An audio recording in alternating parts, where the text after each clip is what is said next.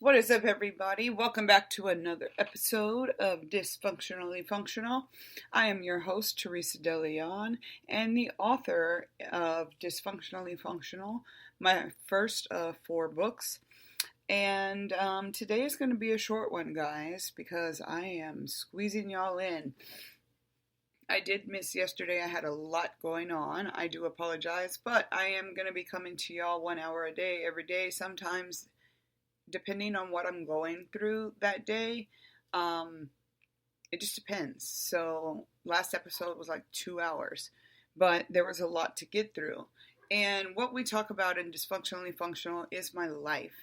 I was brought over to iHeart for my life story. That's what my books are about. They're a memoir of stories of things that happened to me whenever I was young and how it affected me in my adult life. So, y'all go on a journey with me as I am healing so that y'all can pick something out of my life that you relate to and that has hurt you and you have figured it out later on in life, or maybe you are aware of it now and you're like, okay, how the fuck do I get over this? How do I forgive this person? How do I unsay these really hateful words I said that I really don't mean? And then question yourself. The things that we say when we're angry, we actually do really mean. That's when the truth comes out because there's no inhibitions. You're backed in a corner and you feel like you have to recoil, and then all of a sudden you just unleash. Unfortunately, we usually unleash on the innocent person, right? We road rage, or we go off on a bitch that steals your fucking parking at the mall on Christmas Eve at 10 o'clock at night. We've all been there. So, what I'm going through today is, well, I'm talking to y'all. Don't really have any severe feelings right now. The biggest thing is from the last episode. Obviously, that topic is still on my house's mind. And I am still highly unaffected by the words themselves. I'm more concerned about the actions and what's going on the other side. So, I want to talk about the difference between forgiveness and healing, because I personally, for one, do not believe in the definitional word of forgiveness. The word forgiveness means that you accept the act and you're going to pretend that it never happened again and y'all are going to move on. My scientific clinician part of my brain, because I do have medical certifications and have worked in medicine for many, many years. Since 2009, on and off, I got about 6 or 7 years under my belt in medicine. And I've always studied science. I had a lot of bad shit happen to me, which y'all already know, but I grew up and, I've told y'all I'm a horrible mom, I'm a horrible wife. Everybody feels that way. And men feel like they can't do anything right when it comes to women. And at the basis of it all comes down to one, communication. But why don't we communicate? Because that means that we have to not only, it's super easy to point out what the other person's done wrong. You can point fingers all day long. But what does that old saying say? Watch when you point your fingers, because how many are pointing back at you? Again, life is a circle. I teach this on TikTok all day long and YouTube. Life is a circle. So it doesn't matter how many fingers you point. If you don't ever get the fucking picture that you got the fingers pointing back at you. God was very, very intelligent when he made life this cylindrical atmosphere where it doesn't matter if we turn left when we're supposed to turn right, or vice versa, or maybe sometimes we're just supposed to go straight. It doesn't matter. If we veer off of the path that he has chosen for us, then he'll let us fuck up for a little bit, and then something will happen. And he'll be like, okay, she's going to get it this time. Talking about me, right? Because I'm talking about my life. So, take trucking, for example. How did I start working from home full time? I used truck driving as a way to try to, one, grieve the loss of my father. And then I also had to figure out who the fuck I was without my father, because I honestly didn't know. I had no clue. It's like waking up and walking around, and the people you expect to see in their beds are totally different people. That is exactly how I felt. And then I had my two young kids at home with me, and my son, being the middle child, he's the one who found him. So now I have to, one, learn how to control my emotions, figure out what's going on. Oh yeah, by the way, call 911. I didn't call 911. Like, it took me minutes because he walked in the door to ask for a ride to school. And that's what happened that day. So I deal with the fact that the day before my dad passed away, for example, he asked me to read his cards because I'm a very spiritual being. He asked me to read his tarot cards, which is something he gave me shit about being spiritual my entire life. Like, always. He never made me feel bad about it, though.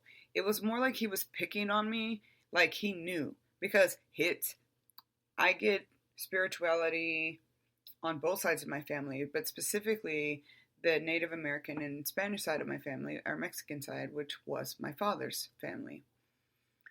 So for him to just randomly, and he was doing stuff so out of the ordinary that day that I was questioning his actions, but I didn't think anything of it. This is a guy who's died multiple times, who's tried to take his life even more times, and we came up with this saying, Tauruses don't die. But before he went to take a nap that day, he asked me to read his cards, and he even knocked. 3 times he knocked, like in the Bible, and 3 times I denied him. I told him to stop being crazy and go take a nap. Something was off. Maybe he got heat exhaustion. I was just like, yo, I'm really trying to do something here, and you're fucking up my flow. I need you to go lay down and go do something. He said, I am going to go take a nap. We are not an affectionate family, so there was no hugging, touching. I did not kiss him or walk him down the hall. I did make sure that he got in bed. I went, opened the door. He usually closes his door, but this time it was open, which was strange. But the dog was in there, so whatever. Long story short, that was the last time I ever saw my dad, until I saw his expired body on the floor the next morning. So I'm working through that still to this day. But I found truck driving as a way to, one, get away. I needed space. I needed to be alone because I didn't want to react. Because if I would have reacted, it would have been catastrophic to everyone around me. Anyone, complete strangers, my children, my husband, and I already attacked them anyway without going through grief.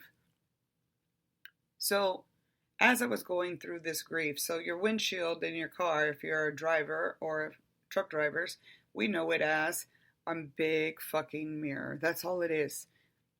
And especially at night when you're all alone on the road and you're just driving, all there is darkness. So all you see is the reflection of yourself, literally.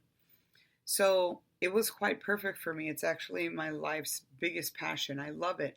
And I can't do it anymore.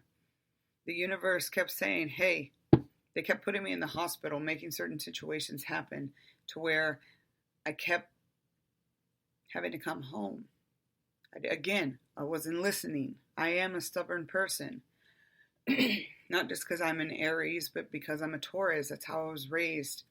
I'm always on the defensive. I was raised to be observant, defensive, and offensive. We have to be adaptable.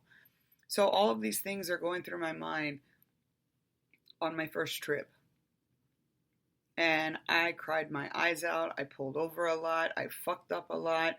I did a lot of like stupid shit that day. Luckily, nobody saw me and it didn't cause any damage. It was just immediately looking in the mirror, my body started unwinding. My brain, my heart, my soul. So I found myself. And ultimately, when you're going through this cycle of finding yourself, and in order to heal, you have to deal, right? That's the topic for the week. In order to heal, we have to deal. Now, there's a lot of people that say, why can't you just move on and leave the past in the past? Well, because if you leave the past, it's not in the past, it's in your soul. I'm going to say that again. What happened 5 minutes ago at 11:22 a.m. Central Standard Time during this podcast, I can't go back and undo it, and you can't go back and unlisten it. You can't unhear it. So where does the past go? Where do you think it's going? I don't know if you have ever seen that Jack Black movie Envy, where he creates this spray that makes animal feces outside disappear, and it's eco-friendly and all this stuff, and everybody's like, where does the poo go? That was the whole theme of the movie. Where does it go? So now I'm asking, excuse me, I talk for a living, so my voice is always shot. So I'm asking y'all, you're asking me to leave everything in the past and just move forward and everything is going to be okay. I'm living proof that fucking hypothesis or theory, whatever you want to call it, is absolutely false. Negatives across the board. 0 on a scale of 0 to 10. Does not work because, again, I'm going to ask yourself, what is your past first? You have to be able to identify what it is. Then secondly, where does it go? Where did you find it? Sorry, I'm drinking water so that y'all can hear me better, or I sound less raspy. So, think about one negative thing that you think about from time to time. So we all have triggers, right? Certain smells will take us back to a time in our life. Certain people, certain sounds. For me particularly, this is my show.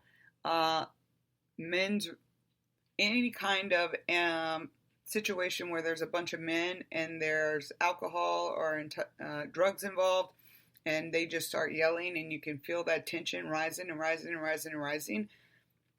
As a child, we didn't have fire escapes, and my brother and I had escape room escapes. So even now, as I was truck driving, whenever I was parked, even though nobody knows if I'm a girl or a boy behind the wheel, because as soon as I shut down, I immediately closed my curtains. But anytime I would sit in my bed and literally shake and tremble and cry. I pulled out my taser, I pulled out my gun, I pulled out my knives, I pulled out everything. No, I didn't actually carry a gun on my truck, but I wish I did. It takes me back to the stuff that I saw and witnessed and heard as a child. That animosity building up, that anxiety I used to get when my dad's voice would get raised. We literally would run and hide like a tornado was coming. Our beds were our tornado shelters. Everyone has those kind of triggers. So again, when you smell that scent or you hear that gunshot or you feel that tension rising and you're like, oh my God, this reminds me of, you feel that scared, anxious feeling. Anxiety is fear. Anxiety is fear of the unknown. Okay? Just let's get that out of the way. I suffer from it severely. Even my son is like, oh my God, I cannot imagine he said, I can't understand how you function with the amount